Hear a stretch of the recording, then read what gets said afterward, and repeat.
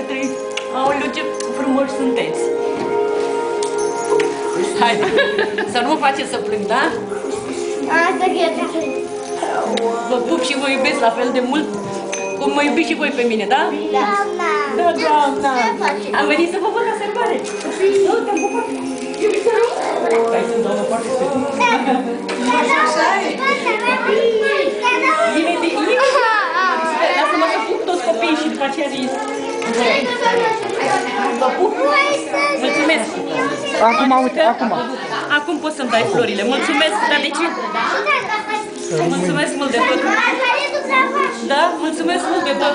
Marius, păi nu ne-am pupat, noi nu ne-am pupat. Ca și din partea lui Părere. Mulțumesc mult de tot, nu trebuia să vă deranjează tot, mulțumesc. Iubițelul, băi, hai să ne pupăm și eu. Hai, Marius. Dani? Dani, ne pupăm? Lasă de la doamna? Ia, întâi să până să începem.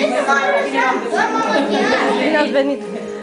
Ia ține cu. Mă iubesc și voi și pe voi și pe copii la fel de mult. Asta e că ne vin și mai vin și